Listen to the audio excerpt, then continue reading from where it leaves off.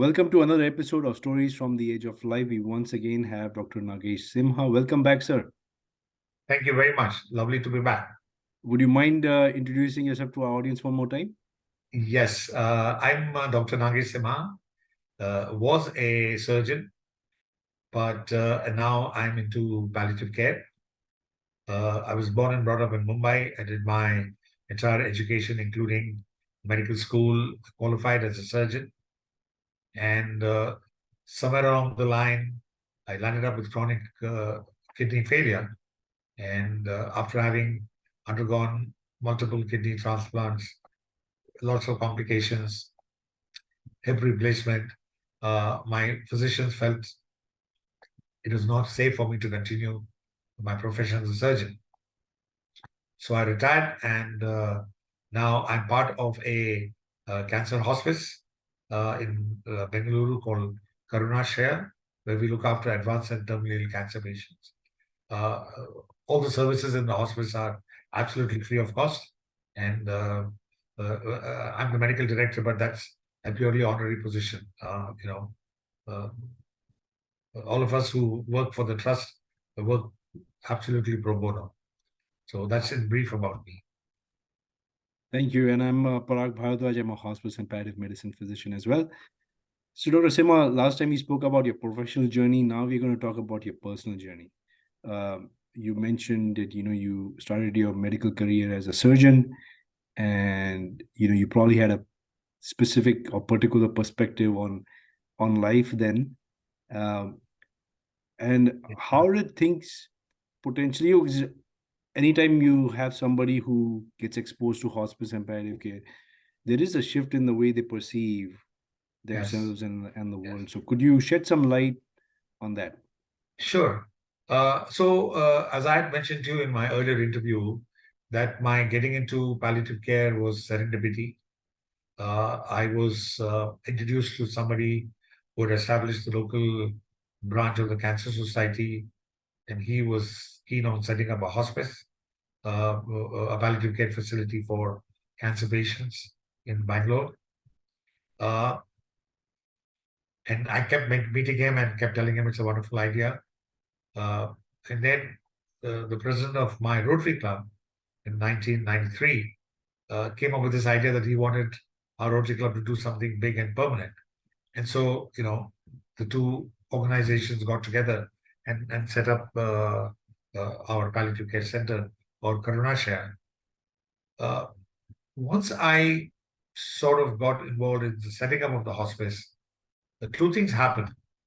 One is that my very dear friend and in a way, my guru, Dr. Santosh Chaturvedi, who's a very senior psychiatrist, he was dean academics at the National Institute of Mental Health.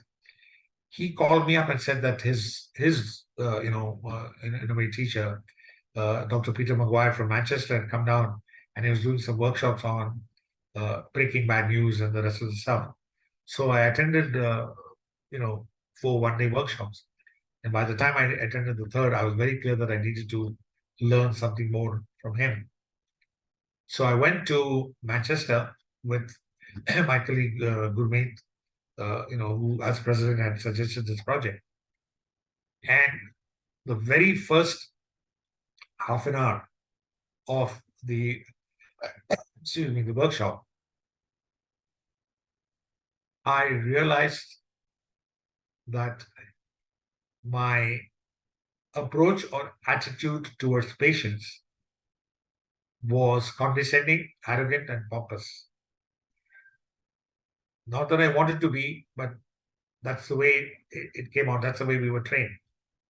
And I realized that it's totally different. And then I qualified in palliative medicine, initially with a diploma from Cardiff. And my approach to, I won't even call it a patient, approach to a person.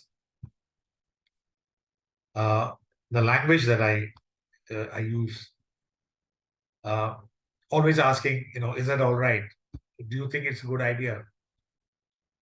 Uh, you know, what do you think about this? Words that I had never used before. In fact, a few years after I got into good comp skills, teaching. I was with a few of my friends in Bombay, my classmates.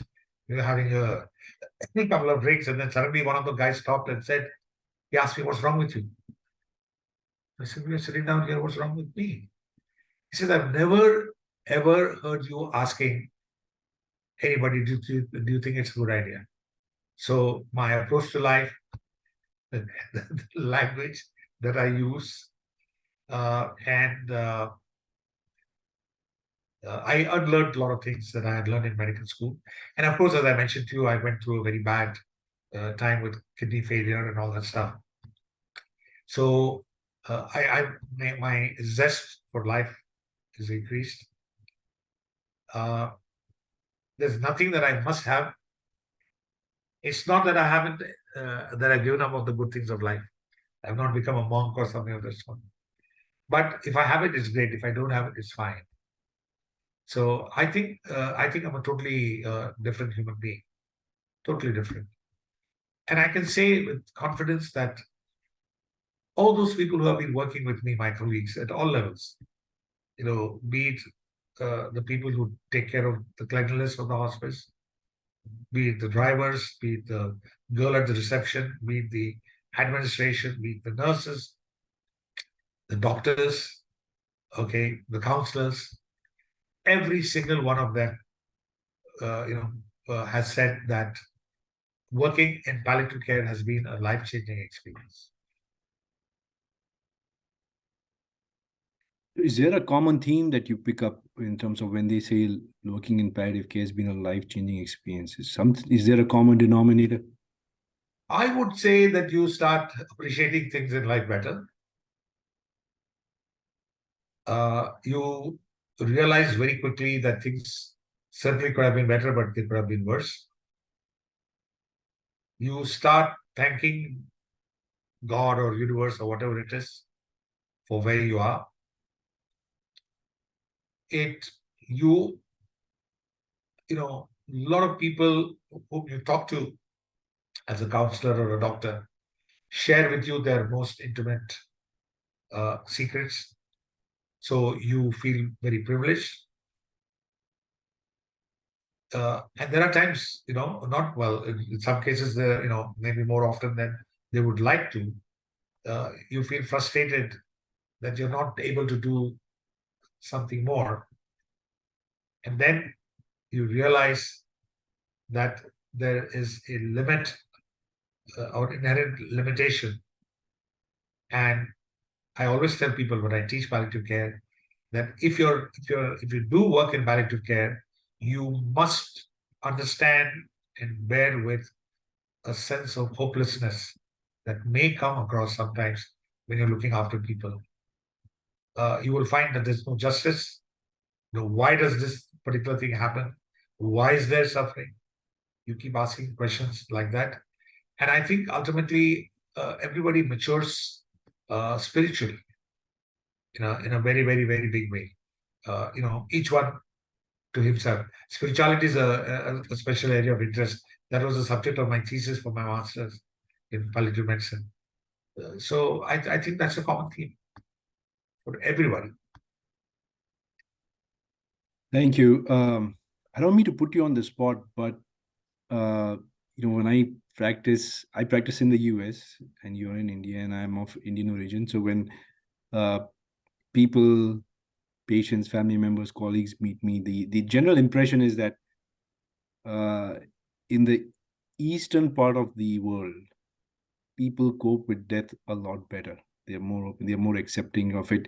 But when I see Indian patients in the US, people are people. They have the same struggles like anybody else. So Absolutely, what has absolutely, been your absolutely. take in your experience? Yeah, my take, not only from my research, a little bit of research, but from whatever I've been seeing, I think it's a myth that the Eastern guys are more philosophical and, you know, if death comes, come, my dear, I'm waiting for you. I don't think that happens. Uh, there has been a lot of work being done. In fact, my teacher, Santosh Chaturvedi, had written a paper where if you look at what is important for a person who's very ill, there's been some sort of a comparison being done between the West and the East, is that people in the East, I mean, it's general, I'm not saying that it's for everybody, tend to feel disappointed that, for example, they're not able to do their normal puja or day of worship. They're not able to look after the children. They're not able to, a daughter-in-law will say, I'm not able to take care of my husband or my this or that. So, without sounding cliched and judgmental, tend to be a little more inward looking. And religious distress, uh, in the sense that, uh, you know, uh, sometimes, I have to go to church, but I've not been able to go to church. Will I be accepted? Will I do this, that, etc.? Whatever tends to be a little more probably in the West as compared to what we find over here. Because as you already know, that in Hinduism, there is no dogma, or it, it is supposed to be that there is no dogma. If somebody tries to play mischief and creates dogmas, a different matter. It's not that you have to go to a temple on a particular day or whatever it is going to be. So your approach to God can be multiple ways. So from that point of view, there's definitely a little difference. But patient autonomy, which the Westerners will, carry the flag and cry horse. India is a collectivist society. I have voluntarily surrendered my autonomy to my family. So it's not surprising, if you talk to a 50-year-old guy, do you want to take this treatment or not? He might say, I'll ask my brother, who's 5 years my senior, right? Which perhaps, I don't know. I don't like to pass comments about that. And of course, there's a lot of collusion that happens in India. A lot of physicians don't tell the patient about their illness, succumbing to pressure from the family. You dare not do that in the US. I mean, you'd lose your license and you'd be sitting at home, you know. So those are the differences. But to come back to your initial question, uh, do patients die differently? Is death acceptance a little more? I really don't think so. There will be a difference, but it's not something where the Easterners are very philosophical. I don't think so. Yeah, I think to your point, I think it's all at the individual level. Yes, yes, yes, yes. Um, so, Dr. Sima, you've mentioned a bit about your personal experience, and you've had all this experience with building hospices, taking care of patients, and so forth. From your perspective, what is life all about? Well, it all depends upon how old you are. you know, when you're a kid, you're in school. I decided, I don't know, for some strange reason, I think when I was about 3 years old, that I wanted to be a surgeon, right? Not even a doctor. And so, mine was already done. But what I feel is that as you go along life, you will find that uh, life, in a way, is a drama, that you move from one scene in the drama to another. What is important, or what was important to you at a particular phase in life, and particularly when you get hit by some sort of adversity or this or that or whatever, then your whole attitude towards life changes. There was a time when I was very, very famous for the ties that I wore to work. And I'd have people stopping me in the corridor and appreciating my tie. And once a young surgical oncologist stopped me and just told me, I want your tie.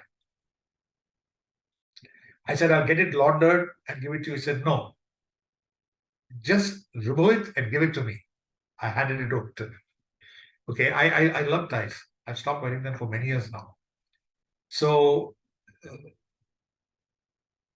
it's an evolving process. And when you're young, you want this, you aspire, you want a big car, you want an expensive watch. I had a fad for, expensive watches. But then ultimately it tells the same time, whether it's a $5 watch or a $100 watch. So I think it's a process of evolution. But ultimately, you have to find meaning in life, like Viktor Frankl said, right? And although I've gone through a lot of so-called, physical problems, coping with all that was comparatively easier because I had a purpose in life, I had a meaning, and that was only because of the fact that I was involved in palliative care.